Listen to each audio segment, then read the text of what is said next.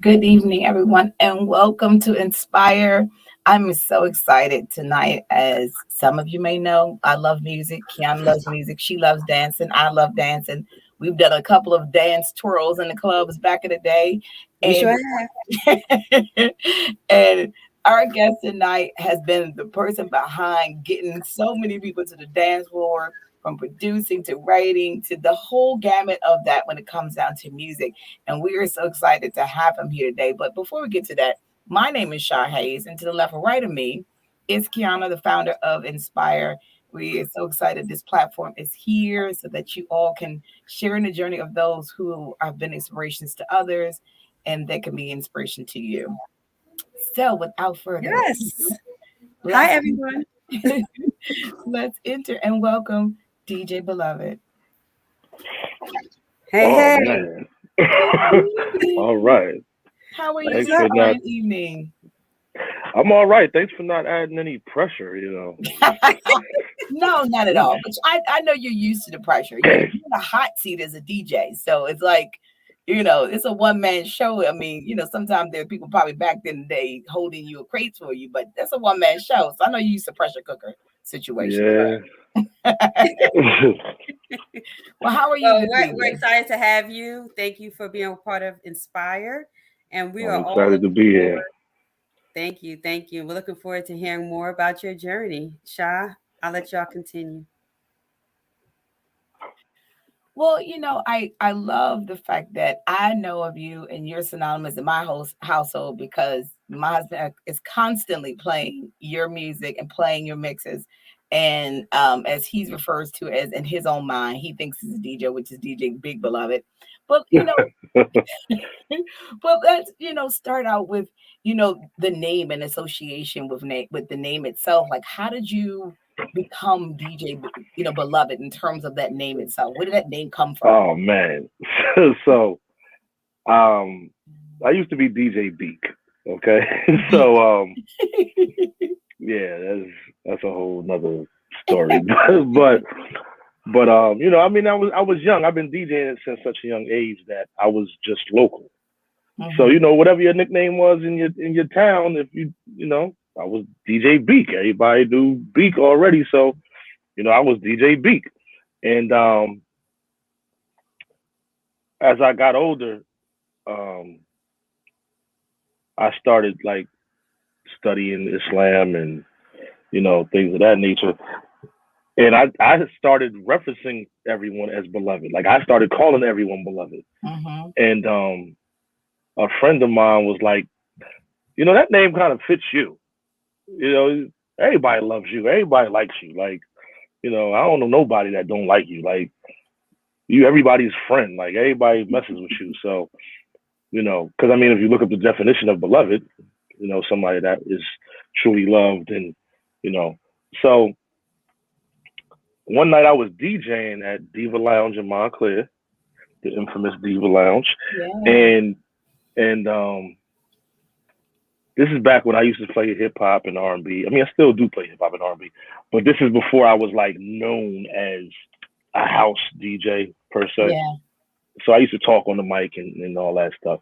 And I was on the mic and I said, DJ Beak, aka Beloved, and Cassio Ware, who I was still am a huge fan of his. Um, he kind of stopped me and was like, "Oh, nah, no more DJ Beak, just Beloved." I love it. And I was like, "All right." So I went to all the promoters and said, "Take my picture off the flyer, take my name off the flyer, just put DJ Beloved. Don't put no picture. Don't allow people to make an association with who it is. Anything. Like let it just be like let it have its own mystique to it." Hmm. And It 20 just years later, here we are. and now your name is synonymous to where when people hear and hear there's a party associated or anything that you're doing, they run into it. So when you think back as a child, from my understanding, who started at 11 years old, Mhm. having such a collection of music, what was it that drew you to just music? And I mean, we all have an appreciation for it to some degree, but to the point where you gravitated to the point where you became a collector of it and had an appreciation for it. My uncle Junior was a DJ, um, and he played instruments. Well, everybody in my family plays instruments and sings. I'm actually classically trained. I played classical piano from age 7 to 14. Um, so I do know how to read music. I know how to. I understand chord progression and modulation, and I used to conduct the choir at church growing up. Okay. So anything involving music, I was somewhere in the mix. I've been Mhm. hanging out in recording studios since I was a kid. Um, so it wasn't anything that was like far fetched for me to just follow through with it. You know what I mean? A lot of times as kids, we pick things up and put them down. Mhm. Like I did with the piano, and it wasn't that I didn't want to do music. I just didn't want to do classical piano anymore. You know what I mean? Yeah. So you know, but I still want to do music, but in my own way. But to So me, that's what I'm started it. assuming having had that background and that training created a foundation for you because your ear, like I mean, people don't realize there is a musicality to being a DJ. Like you just can't just get on there and download the app and now call yourself a DJ. So I'm assuming that having that foundation really created where you are now and being able to have the success you have.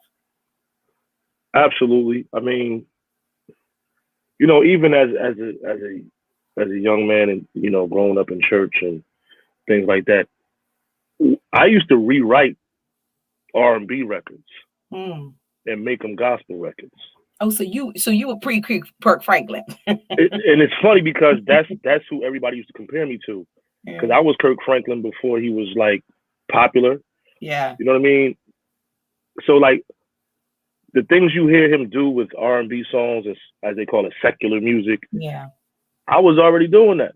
I was doing Mhm. that back in the day. I was doing that back before I had a license. You know what I'm saying? Like I'm talking about middle school. Like I grew up, I had a piano in the house, and I saw my mom just log in. She can attest to this. I used to have a living room full of teenagers in my house at least 2 3 times a week, playing piano, singing, rewriting R&B records, making them gospel songs so we could sing them in church because we Mhm. wanted to make church fun for us. Yeah. Yeah. So, you know, I mean, not for nothing. You grow up in a Jamaican household, you going to church. You going to church. And you're Okay, what you lucky. do the other days of the week, but you going to church. And you So, and you took that and decided to make it your own. Was it any pushback from your family? Because I mean, it's a lot no, to say you gonna now take a song that somebody bumping and grinding in the club to and now turn it to Jesus Save Us. So there was no pushback from your family saying, no, we're not gonna do that. I mean, let's not get it twisted. Now, in 91, whenever it came out, 91, 92, Big Daddy Kane, the Rapper Kane came out. And this is the album that had Pimpin' Ain't Easy and all that on it, right? I didn't know what was on it. You know what I'm saying? I just You had because the I'm full I'm I'm understanding. hearing the radio version of Warm It Up Kane, and so I'm not realizing that when you go actually buy the album that it's like filthy. Yeah. So I'm playing it, and my mother comes down and snatches the record off the turntable. She's like, you ain't playing this kind of music in my house. And what she said, you gonna play those records that your uncle gave you, which was all disco and like real roots reggae music. Yeah. But But some of now that here's music the was funny part. subliminal though. That's what's so funny though, like about the judgment about music. It still was Now, subliminal. so now, hold on. So I'm about to get into that. So you take Big Daddy Kane and you give me push push in the bush. Exactly. But it wasn't outright saying it though. That's why. I didn't know what it meant till I was 16, 17.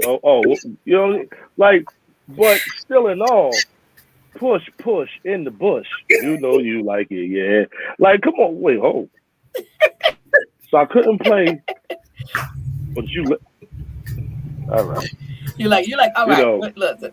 if Right. it was mama approved, so you were like, all right.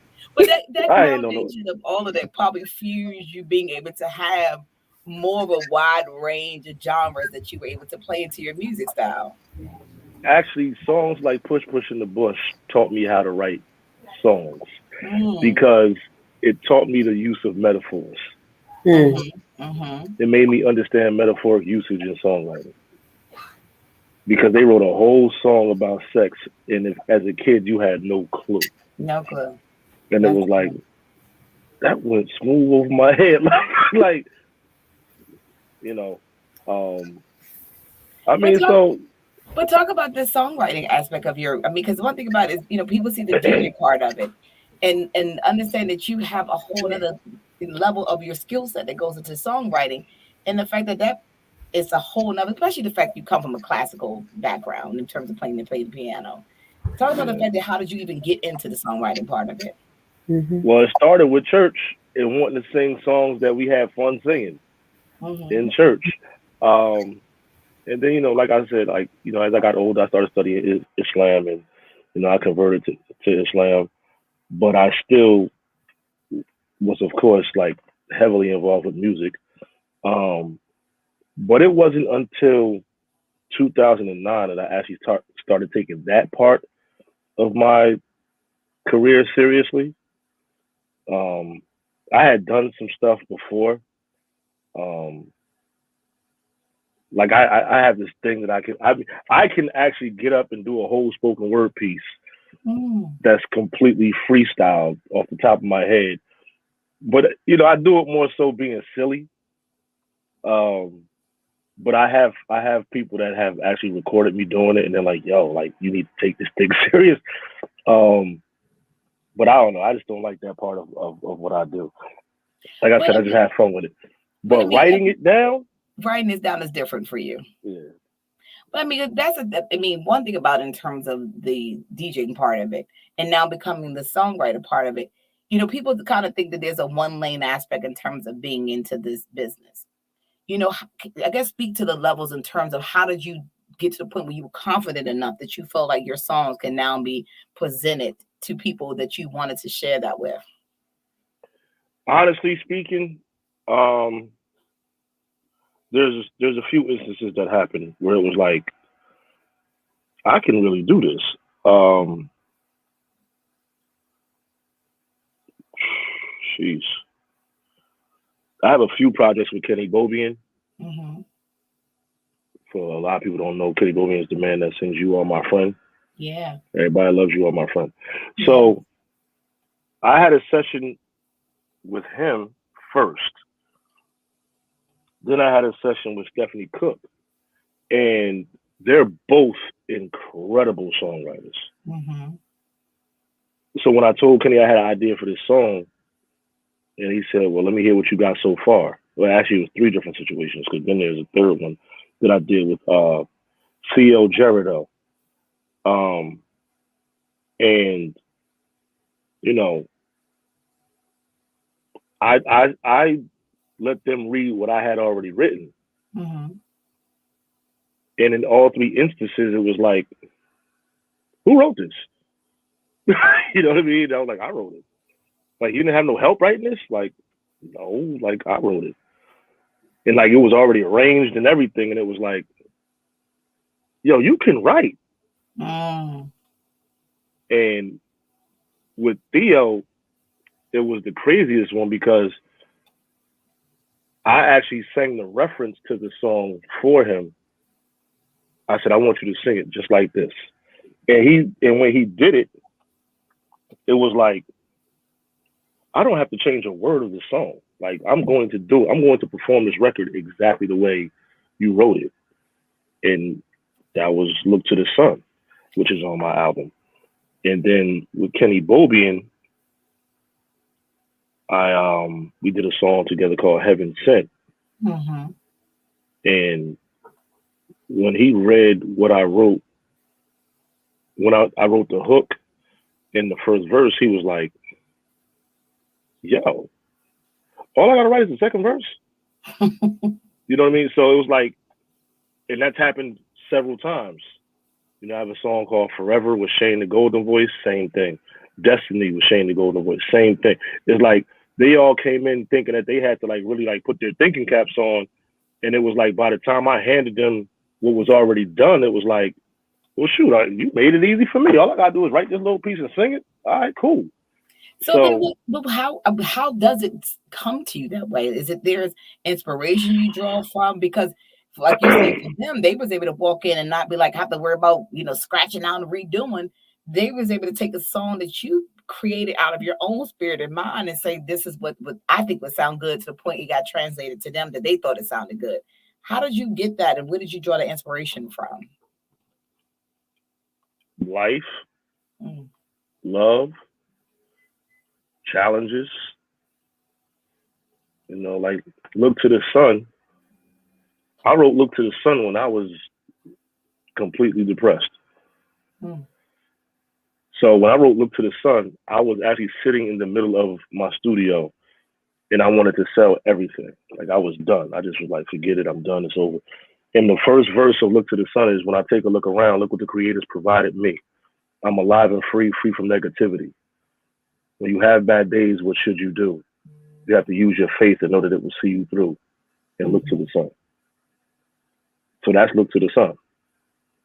So it's like that just came. It was like, oh, and I started writing. And you know, I already had music. So I just did it to the music that I was listening to in the background. So And do it you? went. So do you? I know you had said that there has been your faith that has changed throughout your life. Has spirituality? I know being in the church and then now being in the faith. Has faith been the thing that kind of made you, and I guess wording wise, develop how you want it to come across on a page? Because a lot of that can play a part of how you display your words in a song. Yeah, you know, I still love gospel music. Mm-hmm. You know, I'm a proud Muslim man, but I still love gospel music. You know what I mean? Like at the end of the day, like to me, you know, what you believe as far as being spiritually grounded shouldn't affect what you listen to. Mm-hmm. Music is music. That's almost like saying because I'm black, I shouldn't listen to country western music. Yeah. I think it transcends music, it transcends religion though. Like, you can listen to something and have an appreciation from it, even if the Right. message in its totality doesn't represent your faith. I mean, at the end of the day, I honestly believe that we all believe the same thing. We just practice it differently. Right. Yeah. I mean, you know, at the end of the day, I ain't got no heaven or hell to put nobody in. So we all gonna have to figure it out sooner or later. Yeah. You know what I mean? So you know, I just look at it from that perspective. Um, but you know, then you have songs like Your Love that was written with, you know, my lady, my best friend. I wrote the first verse, she wrote the second verse. She wrote that verse in 10 minutes. Like, and it's like, and that's what I mean. Now, When the did she have writing the is skill good, set to write? Was that something she already we had, ain't, or? we ain't gonna get into that. That's a whole another level of talent and being naturally gifted that needs to be touched on. But you know, Well, I was uh, gonna say, was that because of your tutelage? I mean, because of you being able to say, because like you I said, had nothing to do with it. okay. I had nothing to do with that. Again, like if you're already able to do something and you're doing it with someone else that's able to do the same thing, it just makes your job easier. You know what I mean? Like we can coach each other and I could say, oh, well, you should put this word here, or she might say that to me. But for the most part, you know, like I used to have these studio sessions and it'd be 8 to 10 people in a room that could either all sing, all play an instrument, or all write. Some can do other things better than others, but when you have that amount of talent in one room at the same time, like we used to knock 2, 3 songs out in a week. Like, I mean, not even a week, 2 3 days. Like I'd go in the studio at 2 in the afternoon and not come out till 10 o'clock the next morning. Mm.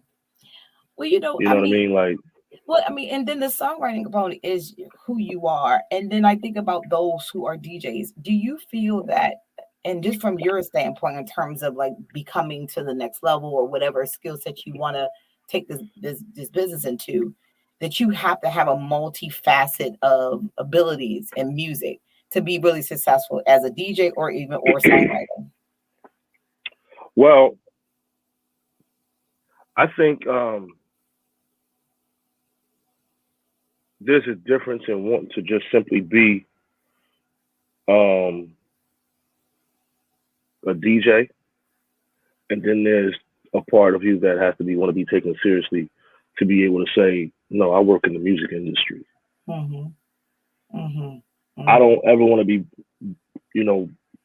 I don't want to be in a space where I'm dwindled down to being, oh, he a DJ. Mm-hmm. No, I'm not. I work in the music industry. My resume is deep. Yeah. And I worked for that. So you're not going to just corner me as like, oh, he's a DJ. Nah, no, I'm not. Like, I am a DJ, but I'm also this and I'm also that and I'm also this over here too. You know what I mean? Like, I want what I worked for. So, Yeah. Because nobody gave me anything. You know what I mean? The only thing they gave me was a foot in the ass to keep pushing. You know what I mean? Like, I was blessed with a family that never told me to turn it down. Mm-hmm. And that's important. They say that parents can kill a kid's dreams faster than anyone else. Absolutely. And that's true. You know what I mean? But fortunately for me, I grew up in a house where it was like, you want to be a DJ? All right, cool. Let's have a party. Throw a party so your friends know you a DJ. Yeah. Right, I can throw a party. I was 12, 13 years old. First party I ever threw, I made $572. What?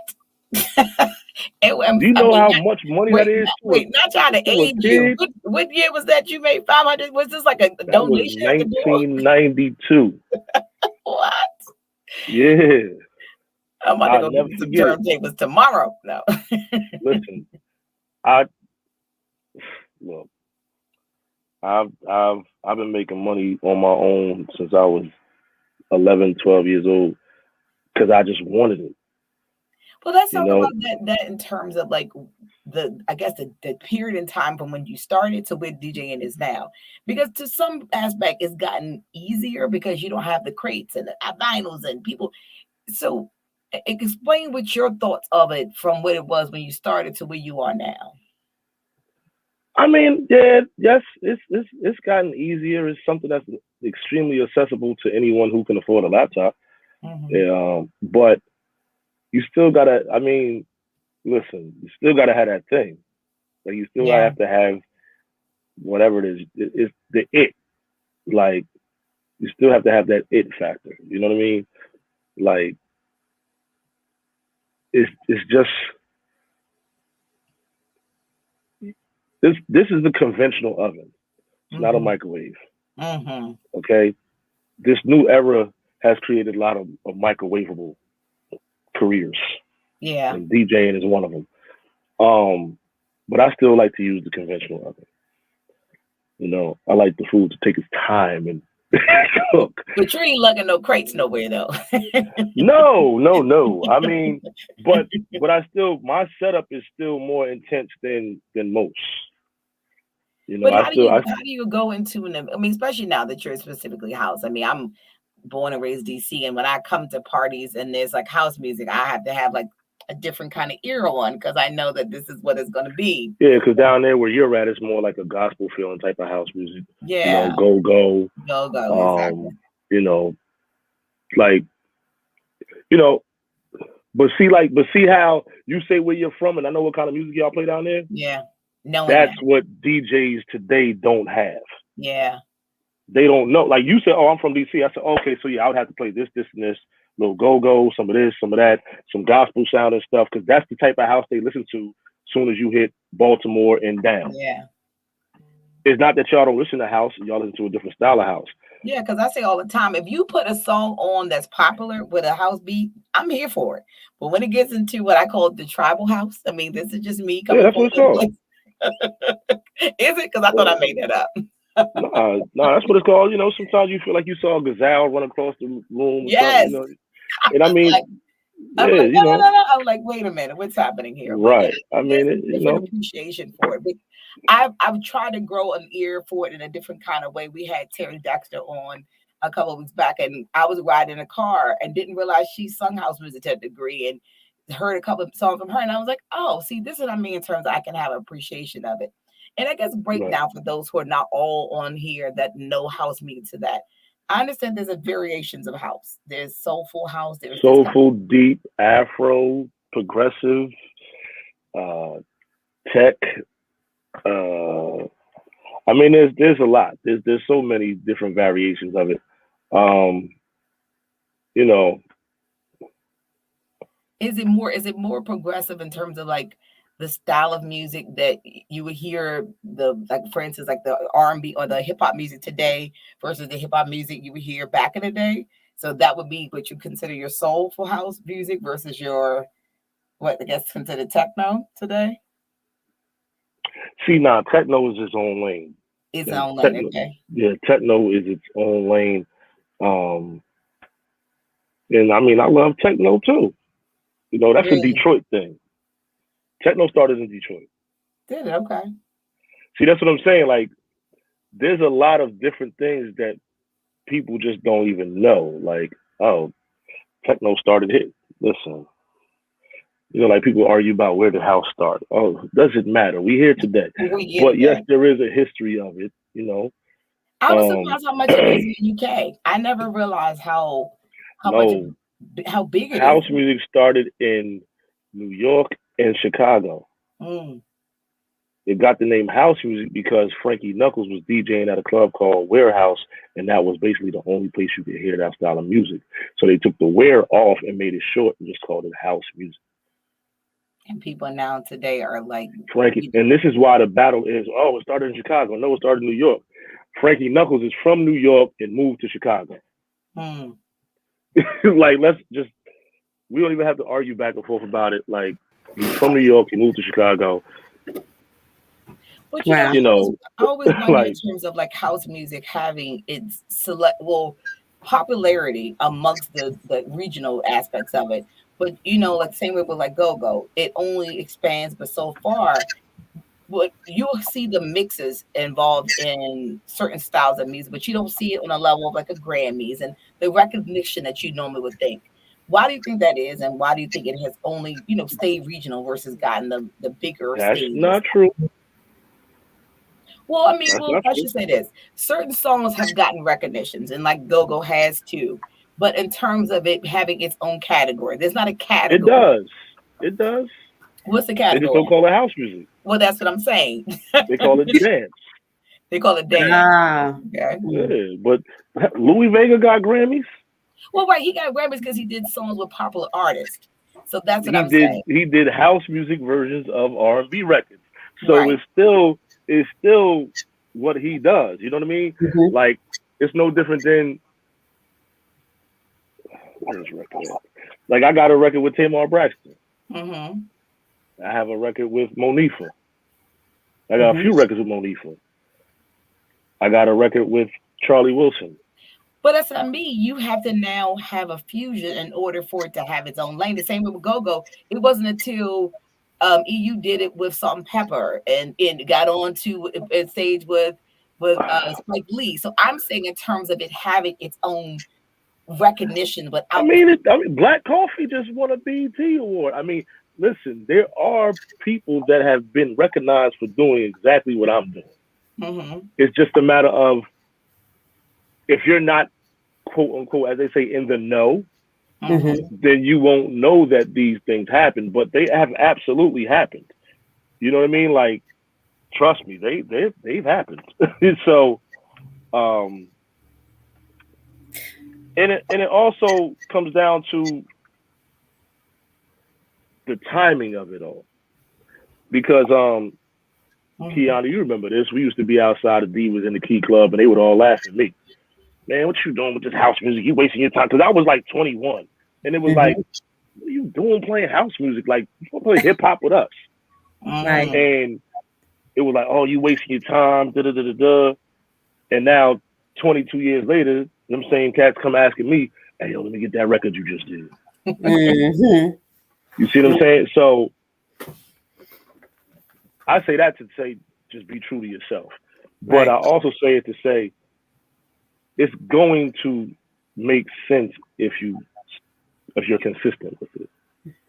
And then once you get the consistency going, then the right opportunities will happen. You know what I mean? Right. You know, I've been fortunate. Like I've done like official remixes for like Chris Brown, Usher, um, Sister Sledge, Kathy Sledge, Amel LaRue. Right. And how does those partnerships normally come about? Like for you having, of course, established your name to who you are they coming to you? Did their label come to you? Because I know that oftentimes that's what gets the spins in the clubs and the radio to be able to have with the clubs and then to the radio. How does that relationship normally start? All right, so the majority of those type of records and projects came about because I'm sure, even though, he ain't nobody's favorite right now. But remember in all R. Kelly songs, you would hear him say, oh, DJ Wayne Williams. Mm-hmm. DJ Wayne Williams is a house music DJ from Chicago. He's part of the Chosen Few. Mm-hmm. Wayne Williams is the man that discovered R. Kelly. Mm. Wayne Williams and I are friends. Mm-hmm. Wayne Williams was the senior VP A&R at RCA Records. So I was already making like little R&B remixes and stuff. But then came a situation where I did this Tamar Braxton Love and War remix. And that was really, and mind, that wasn't my first remix, but that was like the first one where it was like, okay, this is a big deal. Mm-hmm. Like Vince Herbert and Tamar met me at Cielo. Like they came to meet me at Cielo. Like I had just missed them. Like they wanted to see the record played in the club. It was a whole big thing. Like Vince Herbert directly sent me those parts. Like he sent me the whole Pro Tools session. Like if I open it up right now, like you can hear Tamar sing a cappella, all that. Like, we don't believe you play it. No. Listen, I got it right here. And let's get a 3-second sample real quick. Well, I'm gonna find it while I'm still talking. But okay, go ahead. Like that was the one that started everything. So I had did that record, and then I had to go to, and I was working like behind the scenes for WBLS, as the program director for the Roots NYC live show for Kevin Hedges' portion of the show. Mm-hmm.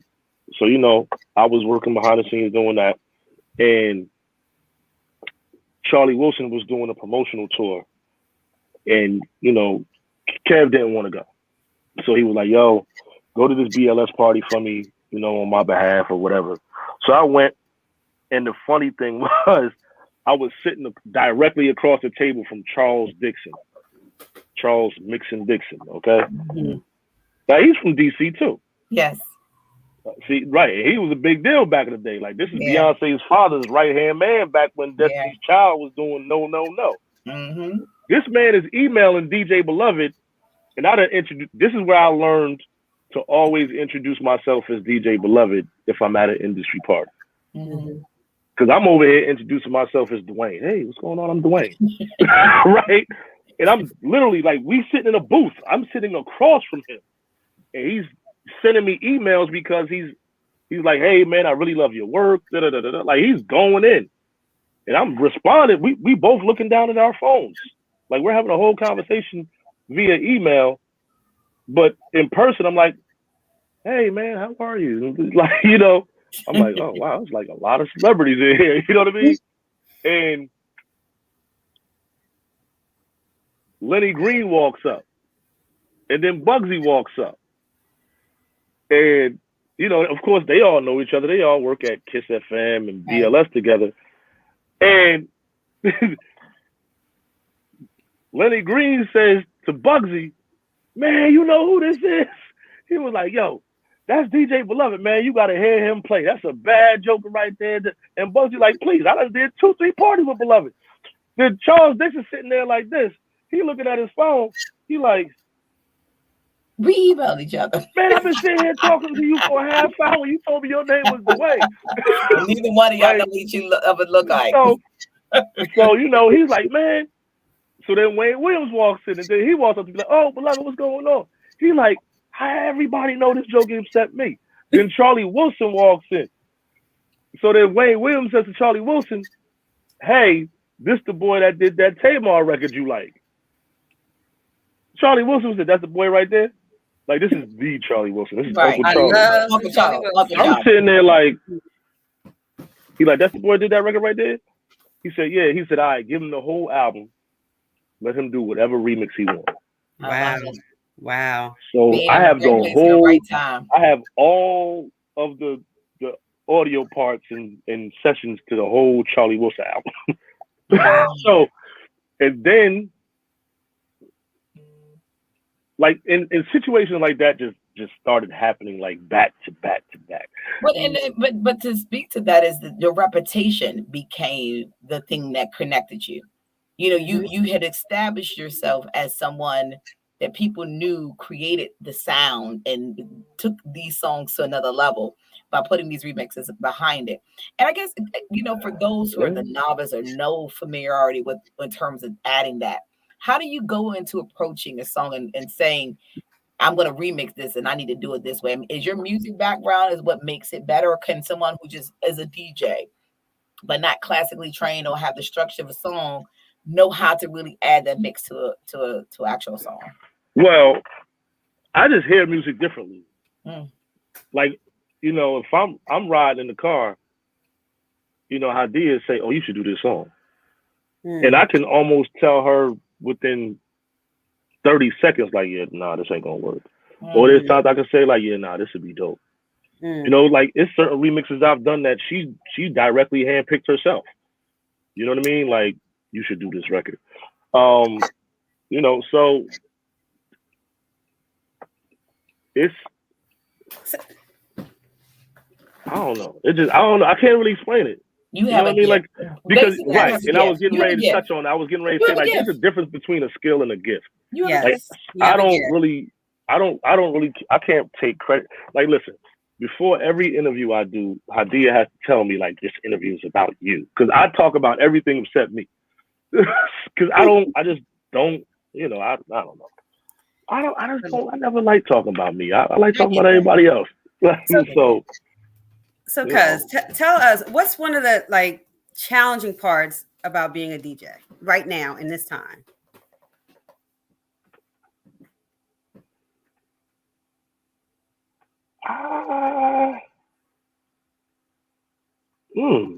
That's a good ass question. Oh, I got me with that one.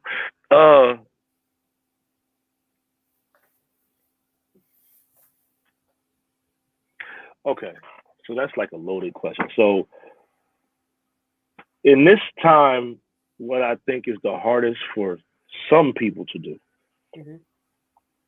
is to stay true to themselves. Especially if you do this for a living. If you don't go somewhere every day and make you a check, you'll find yourself doing things that you don't really want to do. Like, you just trying to create another stream of income. You know what I mean? And sometimes that takes away from what you've created all over time. Like, I don't do Sweet 16s. So if you saw me doing a Sweet 16, and it's like, what are you doing on Sweet 16? Like, you know what I'm saying? Like, you see what I'm saying? See how how now like it gets confusing. Like, not saying listen, I ain't taking You were nothing away doing from Sweet nobody. 16 on MTV though. Like if it was that kind of That's right. That's different. right.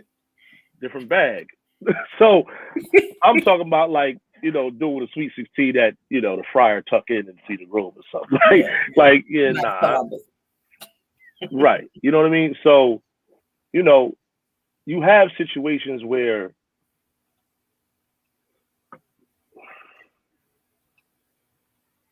a DJ will just look at it like, well, damn, I ain't DJed in 6, 7, 8 months. I'm gonna go ahead and go get this little $200-300. Yeah. Now you done set yourself back. Not saying, listen, everybody's financial situation is different. I ain't mad at it, but you can't like put like this. And again, this ain't nothing. No, there's certain places that I'm just not going to DJ at anymore. I've done that already. I did that. I worked there for years. Some of these places, but if they call me to do something, I'm not doing it. Yeah. You have I'm to just consider not. them. You do. I've outgrown it. Like, nah, I already worked at McDonald's and did fries. Mm-hmm. If I'm gonna go back to McDonald's, I'm gonna at least be on burgers or something. Like, I want to, you know what I'm saying? Like, don't put me back at the same spot. Like, no, you know what I mean? So, just stick to your guns. I mean, I tell people all the time that complain about certain things in DJ industry and stuff like that, and I tell them, man, like, look, just raise your price. Yeah. Work less, make more.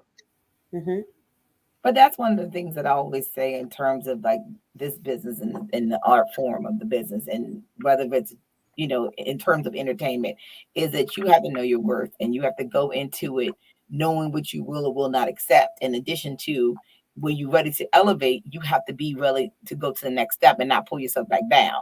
Because the minute you start doing the backwards thing, you will keep going back the other way. So that is good to know that. But I guess it is about people constantly, especially when it's a 9 to 5 not connected to it, and this is your livelihood. You're doing things until the number adds up. So that could be the challenge for you too as well. Right. Just making sure you're getting paid. Like it's nothing wrong with doing what you got to do to provide and make ends meet and stuff like that. I'm not sitting here telling jokers, oh, don't work. I'm not saying that. I'm not even saying that I don't DJ for $300 or $400 sometimes. It depends on the situation. It got to be like a fundraiser for a good cause, or you know what I mean. Like sometimes you donating your time. But this is my profession. This is not a hobby. This is not a glorified hobby. You know what I mean? This is what I do. So,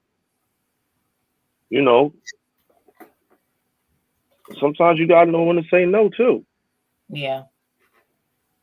Like I remember one time, I ain't gonna say who it was. I'm not gonna say what venue it was, but I got a phone call and it was like, "Hey, can you DJ at such and such for $400? Something for 400?" I said, "No. Why not?" I said, "Because I don't DJ for $400." Well, how much you want? I said, "At least $650." What? All right, I'll call you back. Okay.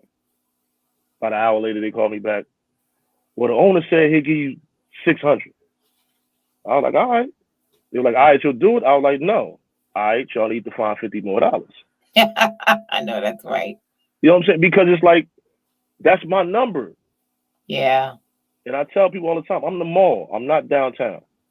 Treat me like the mall. When you go to the mall, the price is the price. It ain't no, oh, can you?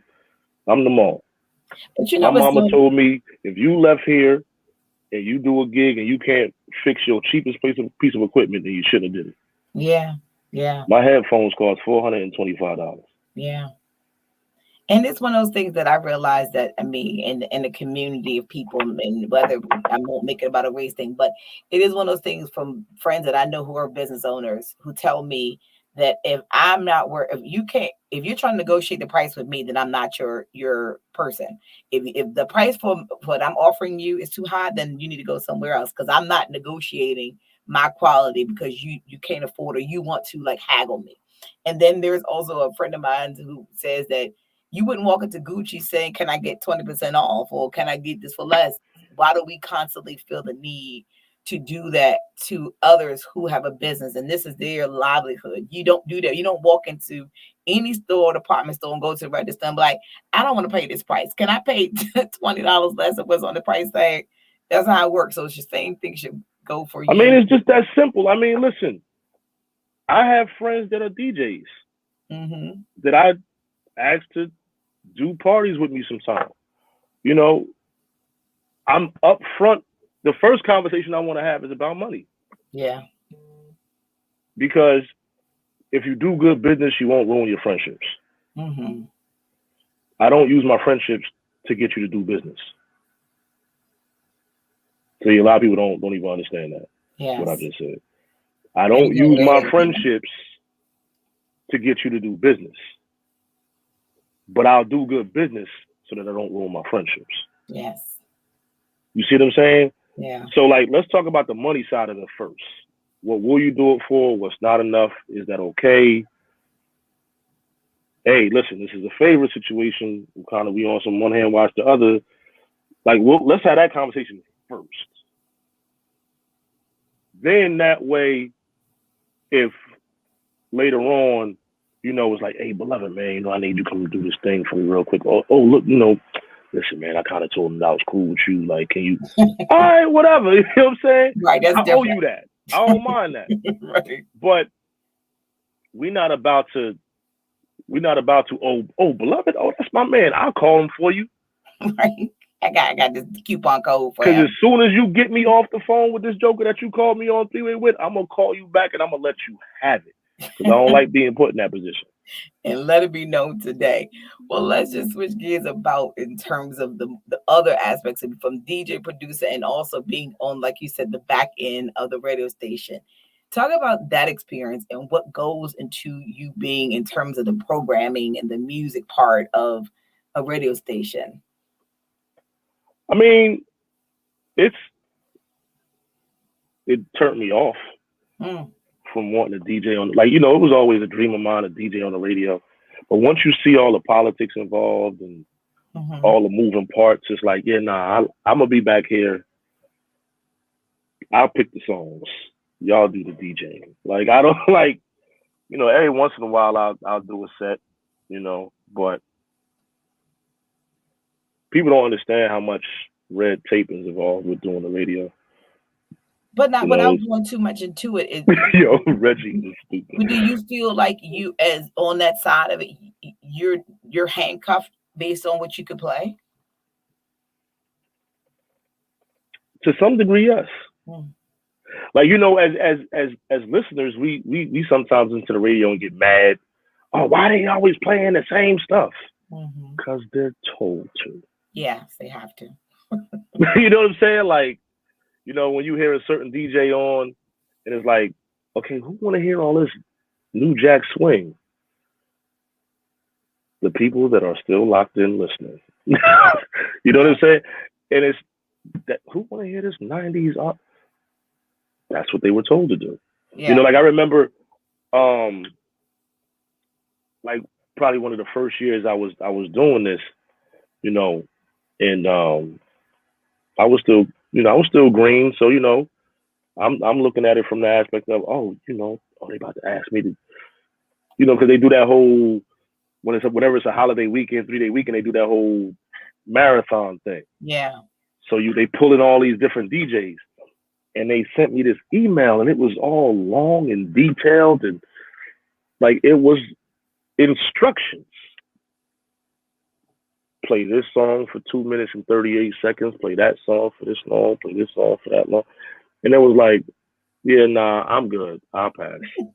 They got to get these Like, royalty checks in. That's how they get these payments. But they get that yeah, way. it was like, yeah, nah, I'm cool. Like, whereas on the Root show, it's like way more freedom. I can still be a DJ. You just play. Um, But there's still a little bit of Which you can't do. red tape to some degree. I mean, trust me, that show, we used to get away with doing stuff that no other show could do, and that was because of the people involved. You know, when you got Kevin Hedge and Louis Vega involved, you can pretty much, have a free for all sometimes musically. But like we done got away with all types of stuff, like playing cuss words by accident, like because there's certain house records that that's what it is. But Well, you mentioned like earlier about what even recently about Kevin Hayes and Jahad Muhammad and how much they've been in your life. Talk about their mentorship and being on their tutelage and how much that has helped you and others a who lot, a lot, and they're not the only ones. Like CC Rogers has been in my life since I was a kid. Um, you got people like Bobby Wooten, who produced Keith Sweat's second album. Mhm. You know what I'm saying? I'll give all my love to you and all them records.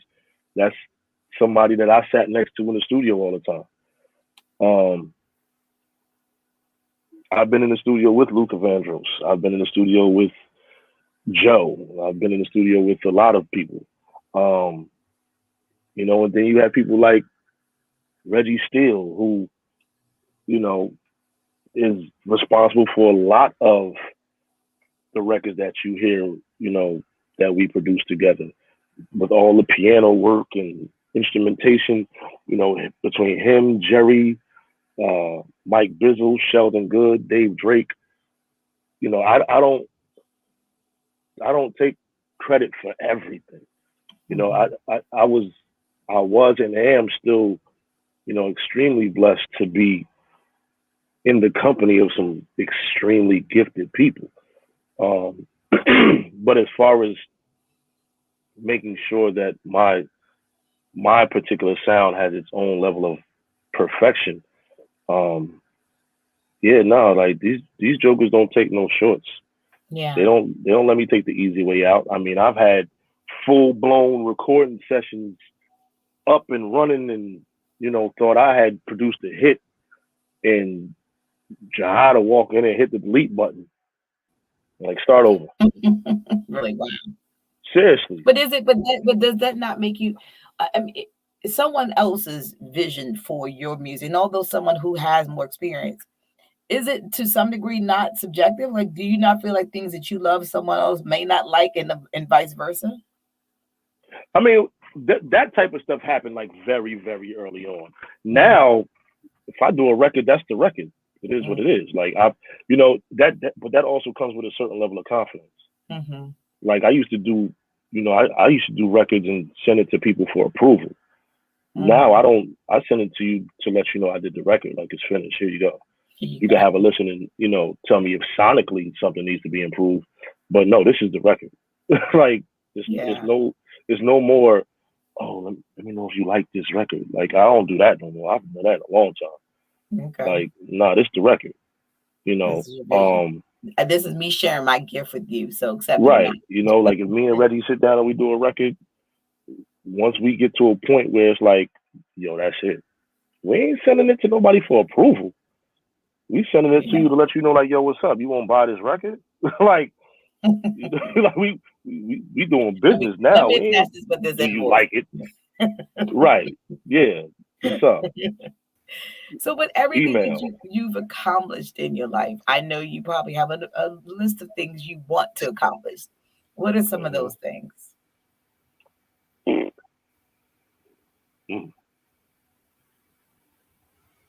I've always actually wanted to own my own lounge.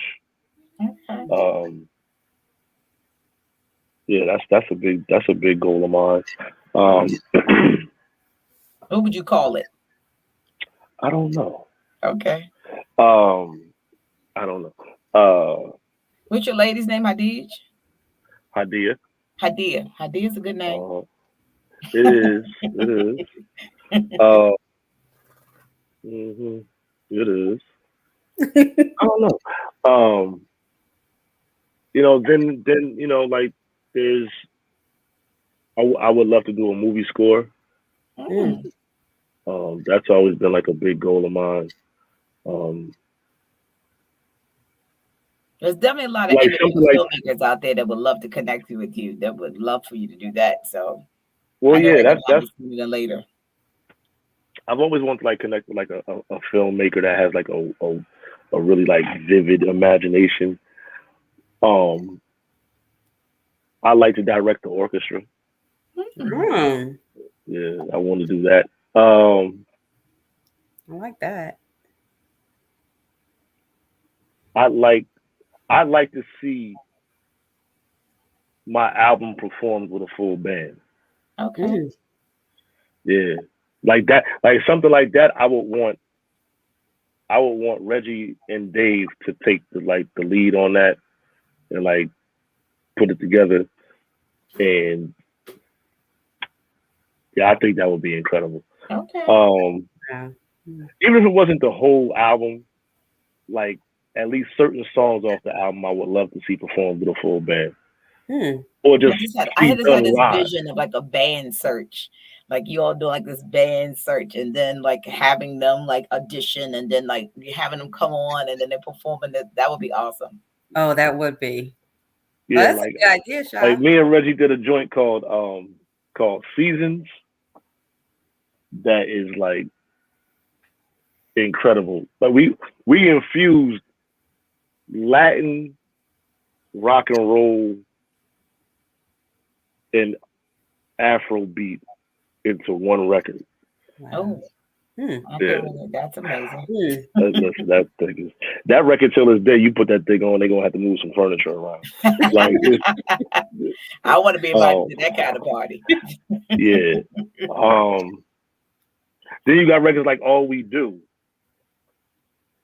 where there's just an organ playing for 9 minutes.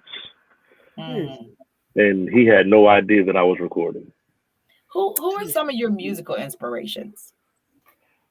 Oh, that's easy. Bob Marley, Quincy Jones, Beres Hammond, Earth, Wind and Fire, um, Luther, Luther. uh, Yes. If you had one Rod song Temperton. if you had one song, I'll give you three songs. You had three songs that you only could hear for the rest of your life. What would that be? Oh, come on, that's easy. Okay, come on, easy.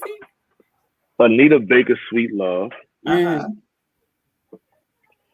Luther Vandross, Promise, Mm-hmm. Mm. and Earth, Wind and Fire, Side by Side.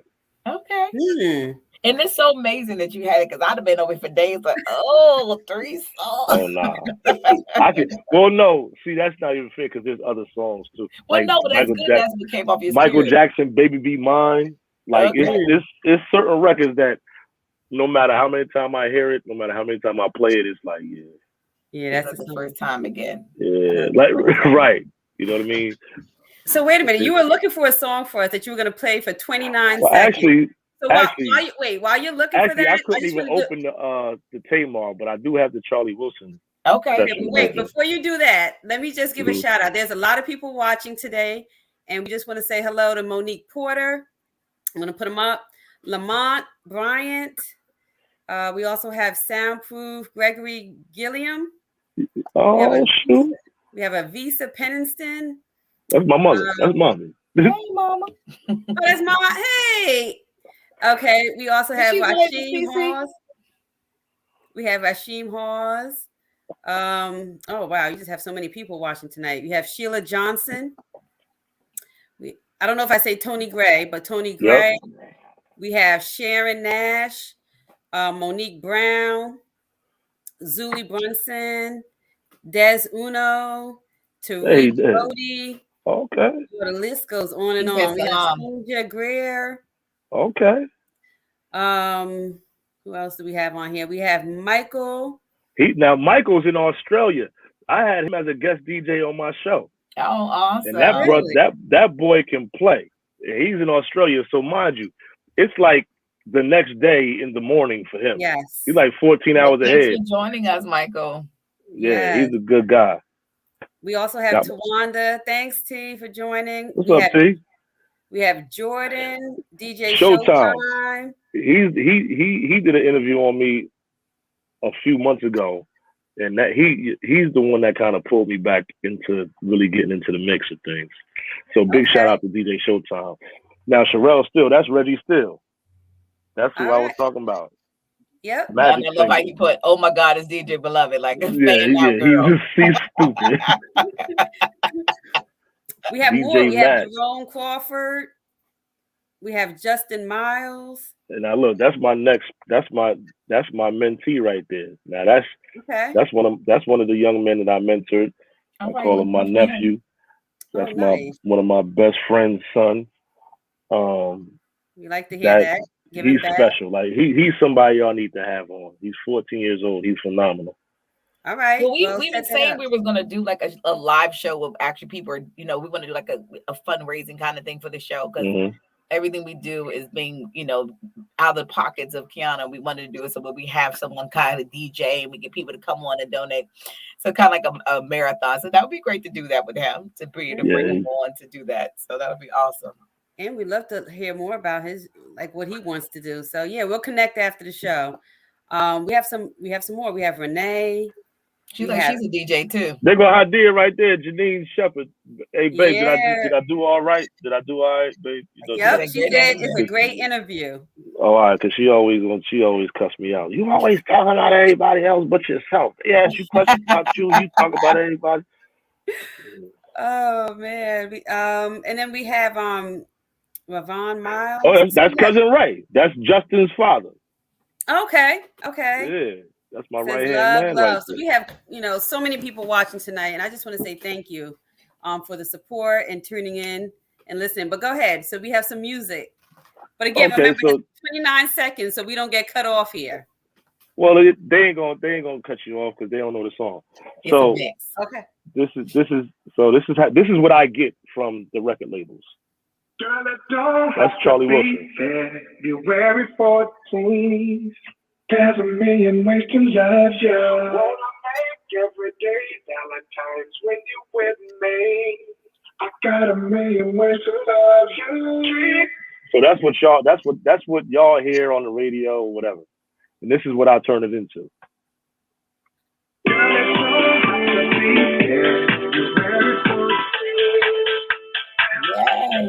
Yes. Exclusive. DJ Beloved, uninspired, love.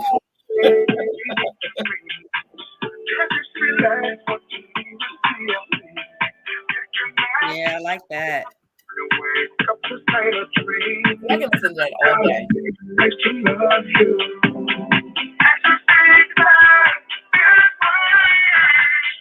I'm about to get up.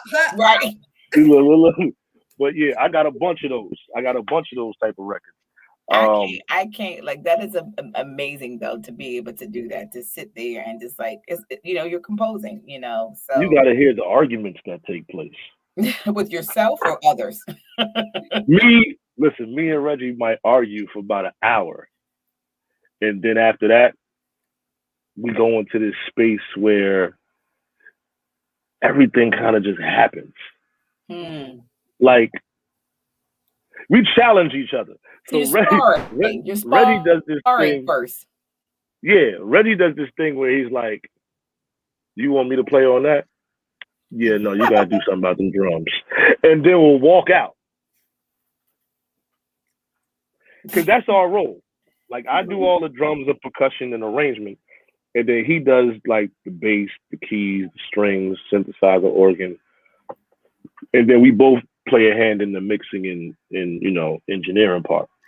So, he'll come in with this whole, "Oh yeah, no, I'm not feeling that."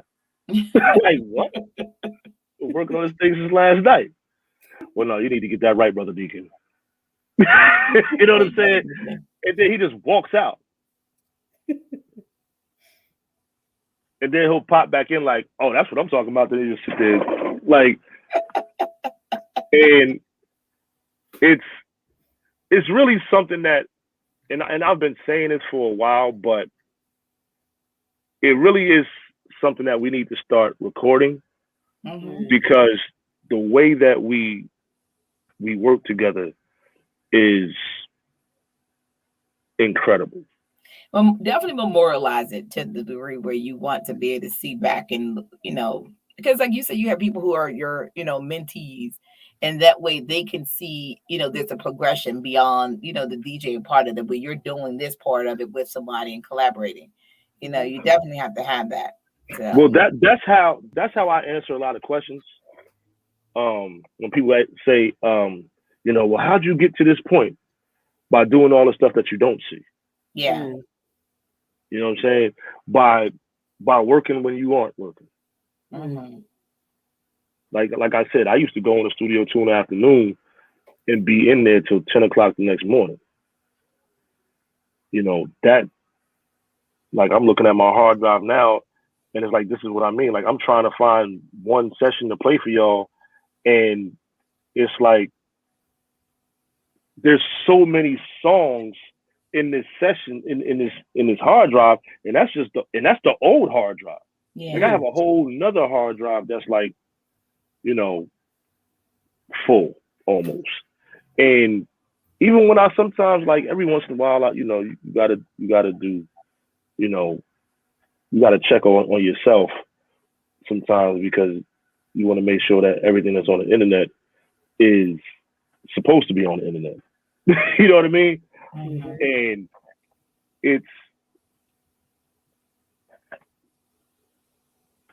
it's amazing to me when I type my name in. Sometimes I'm like, damn, I got well over 100 and something records out. Mm-hmm. I remember when I only had one. Mm-hmm.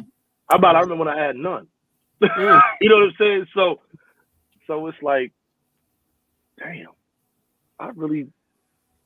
and that's what I mean when I say, I don't like being introduced as a DJ. Yeah. Like, you're not just gonna corner me like that. Like, nah, I work too hard for them other. I want them other two asterisks. Like, yeah, give me But I everything. mean, I was just going to ask that question in terms of that, because of course you're synonymous with being known as DJ Beloved. But what in terms of, like, if you had to encapsulate everything in terms of what you have done, how would you want to be identified?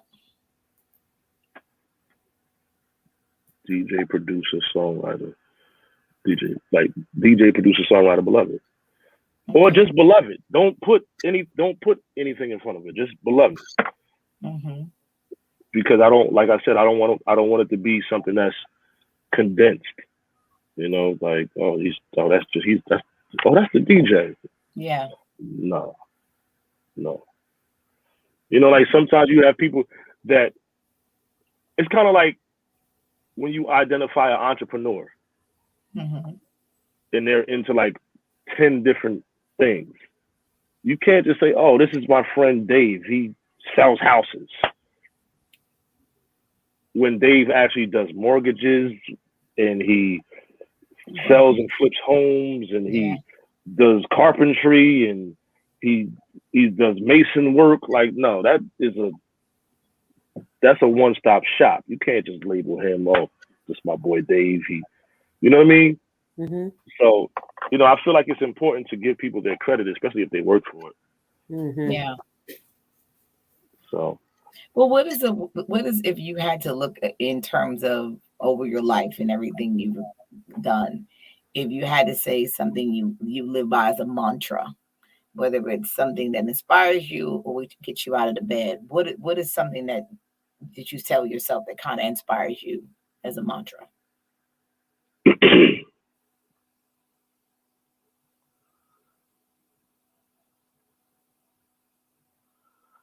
I mean, I always say, living your purpose. Like, living your purpose on purpose. Don't chase money, chase your purpose. You chase your purpose, the money gonna find you. A lot of people kind of just go with the flow of whatever they think they're supposed to be doing, and it's like, nah. If you're not in love with it, why are you doing it? It's no different than a relationship. You know, I don't. I hate when you ask somebody a question and it's like say like a question like you're getting ready to marry somebody. It's like, you know, well, how do you feel about that person? If the first answer isn't I'm in love with that person and they make me feel safe, then you need to reevaluate all of it. Like, you know, I don't like those little blank answers like, oh well, you know, I do love them. What? You said it like like, you know, like I made you taste something you didn't want to eat. You know, so it's you gotta truly be in love with what you're doing, man. You gotta truly be true to yourself, live in your purpose, walk in your purpose. You know, every day won't be a sunny day, but if you are blessed to wake up the next day, you got another chance to get it right. So, Amen to that. And I one of my mantras, which is following to your thing, and I keep saying I keep wanting to put this on a T-shirt that says, "Don't chase dollars, chase dreams." So you know yeah, live about that, then the money will come. All that other stuff is absolutely.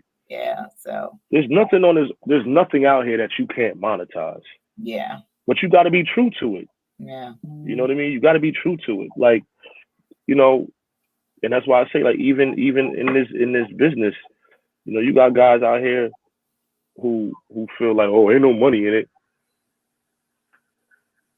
What happened? okay. Okay, all right. And let them keep thinking that way, because guess what? All the money that's in it, you get it. More for me. I tell jokes all the time. Listen, my kids and my woman like nice stuff. More for me. Ain't no money in it. Okay, all right. Like, And okay, I wanted to touch on that because one of the things I saw is that a part of who you are is a father.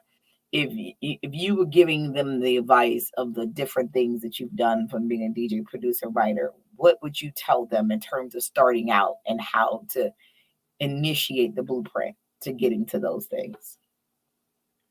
I've always told my kids you can do whatever you set your mind to doing, and Hmm. don't let nobody tell you no, not even me. Hmm. I got a 20-year-old daughter that's already a nurse, working full time as a nurse. Wow. Right, exactly. At Yeah. 20. Yeah. So do you understand what type of sacrifices she had to make as a 16, 17-year-old kid Yeah. to already be a nurse at 20, Yeah. working? Because at 20, Lord knows I wasn't doing no parts of Right. nothing. But You know what I'm saying? I mean, technically, she'll be 20 next Thursday, but she's 20. You know what I mean? Like, well, the fact that she's 19 and doing that, shouts out to her, okay? right. And the Okay, she's establishment of her family. done. Like, if she goes back to school right now, it's just to further her career. You know what I Yeah. mean? But she's already a nurse. Like, she's not a nurse's assistant. Like, no, she's a nurse. She's a registered nurse. And we, So, you know, I say that to say it can be done. That's what she's always wanted to do. yeah. Like, as long as I've known my child, she's always wanted to be a nurse. She's Mm. always wanted to be in the field where she's helping people. That's what she's always said. She's never veered from that. She's always said, I want to be a nurse. That's amazing. Well, She's a nurse. I always said I wanted to be a DJ. I was not the and I kid also on probably, career day that said anything else. I never wanted to be a fireman, doctor, lawyer. I wanted to be a DJ. That's what I wanted to be on career day wow. in elementary school. You showing up with a turntable and headphones around your neck. Right. I love it. Well, I listen, I know there's so much more coming from you, and your gifts are going to be shared with so many others. And as you have wanted your list of goals to accomplish, I know you're going to do it because you have done so much in your career that I know that many more doors are going to open to those possibilities. And we're thankful that you have taken out your evening to share that part of your journey with us, because we know that there's so much more of your journey that's going to unfold that we hope to Oh, be I'm a just part getting to the of. meat now because I'm happy. Yes, It's a right. difference. You know what I mean? Listen, I mean, you know, hopefully I'm not hit with the Mary J. Blige curse. You know what I mean? But You know, because Mary J. That's good. Blige, she do her best music when she's not happy. Oh, yeah, yeah, She one of them. You yeah, know yeah, what I'm saying? Like, yeah.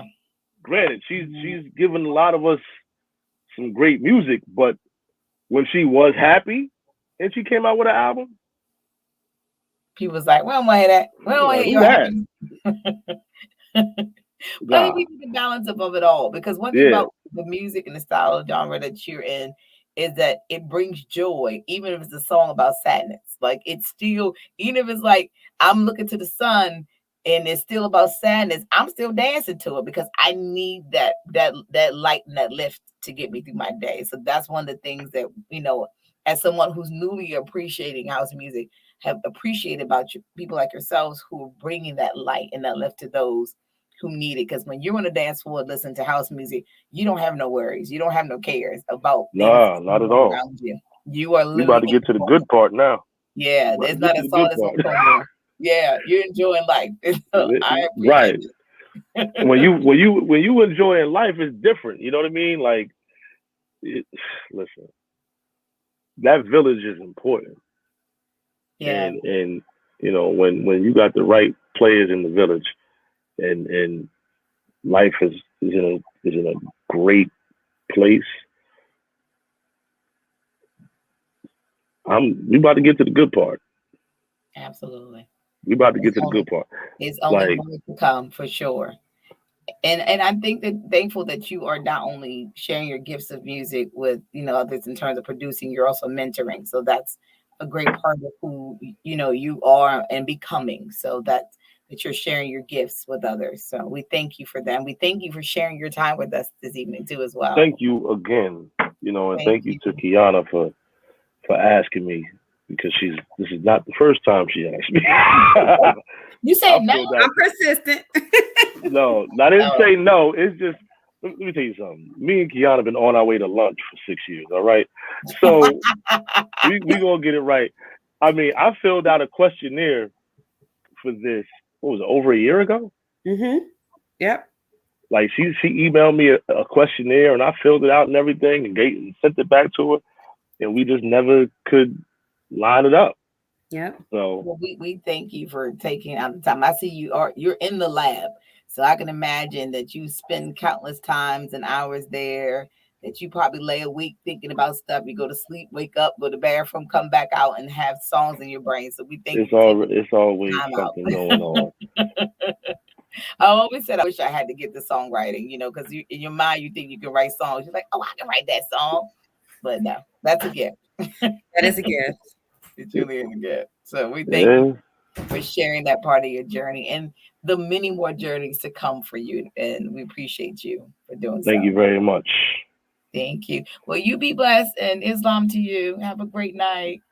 And you as well. Thank you. Kiana, you told me don't hang up, so I'm not Nope. hanging up. No, Don't hang no. up. this, Don't hang up. this is a television goodbye. So we can do Oh, close okay. out of the show. Okay. And we thank you all for coming in and being a part of our show this evening and listening to DJ Beloved's DJ producer, songwriter, and multitude of facets of other things he will accomplish in his life. And we thank you for sharing in his journey and listening to the path that he has paved and things that he's doing to open doors for others as well. But if you feel like you have a story that can inspire others, if you know someone who can be an inspiration, please email us at inspire at gmail.com. It's right there below, in case you can't spell it. Email us and share that person's story or your story with us so that we can share that story here on our platform. And make sure you follow us on all social media platforms. We on everything from Instagram to Facebook to YouTube to LinkedIn. Make sure you follow us to get updated on these amazing interviews of those who want to share their journeys with us. And if you want to support the show, again, this show is being fully funded by our founder and CEO, Kiana. So if you want to support the show, please do so by cash apping $ Kiana Tennant. And that's KEYANATENNANT, as you can see at the bottom of the screen. Do so by sending a cash. You can send $1. It doesn't matter. We do this platform so that it could be an inspiration to our youth and others and those who want to be inspired by someone else's journey and how they reached the pivotal of their career. So helping us out would definitely continue these stories to be shared with everyone. But we thank you all for joining us again tonight to share in DJ Beloved's songwriter, producer's journey and continuous journey on making music and sharing his gift with others. But until then, I am your host, Shar Hayes, and remember, we inspire together.